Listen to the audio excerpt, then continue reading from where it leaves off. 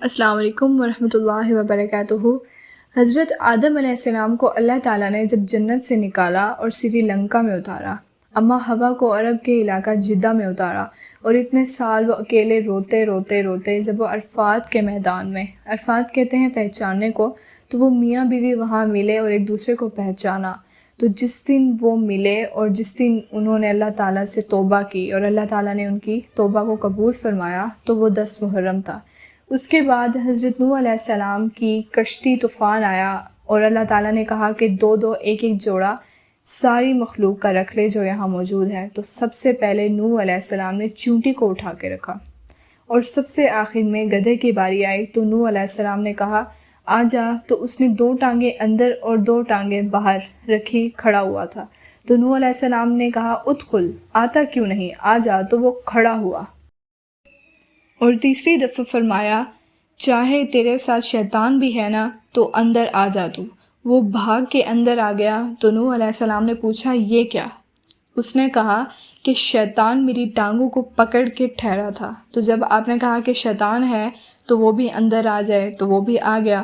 تو اس دن شیطان کو بھی نجات نہیں ملنی تھی سوائے کشتی کے۔ تو کہا جی آپ نے کہا شیطان ہے تو وہ بھی آ گیا۔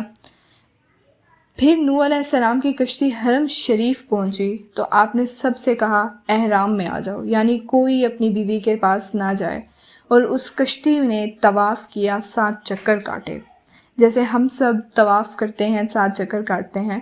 اور نوح علیہ السلام کے اٹھنے کے باوجود ان کا جو بیٹا تھا حام، وہ اپنی بیوی سے جا ملا، تو وہ جگہ مختصر تھی اور نوح علیہ السلام کو پتہ چل گیا، ان کو بڑا غصہ آیا۔ تو انہوں نے فرمایا کہ یہ جو تیری اولاد پیدا ہوگی وہ ساری زندگی غلام رہے گی۔ تو حمل سے پہلا حبشی بچہ پیدا ہوا، اس سے پہلے کوئی کالا نہیں تھا، کوئی حبشی نہیں تھا، تو سارا افریقہ تقریباً، تو وہ پہلا بچہ پیدا ہوا جو حبشی تھا، تو اس سے ساری افریقہ کی نسل چلتی آ رہی ہے۔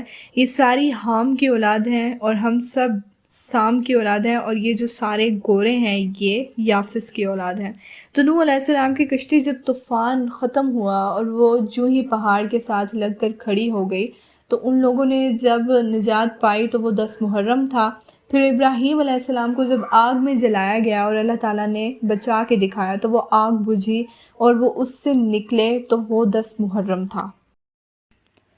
اب یہودی تو رہے ہی نہیں، تو اب ایک روزہ ہی اصل ہے، اور اس روزے کی اتنی فضیلت ہے کہ کوئی 10 محرم کو روزہ رکھتا ہے تو اس کے 1 سال کے پچھلے گناہ معاف ہو جاتے ہیں، اور اگلے سال جو گناہ کرے گا وہ پہلے ہی معاف ہو جاتے ہیں۔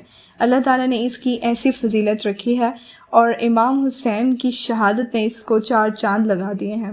اللہ نے اپنے نبی کی اولاد سے بہت بڑی قربانی لی ہے، اس لیے میرے نبی صلی اللہ علیہ وآلہ وسلم کا فرمان ہے جب تم پہ صدمے آئیں تو میرے صدمے یاد کرنا، تمہیں اپنے صدمے چھوٹے لگیں گے۔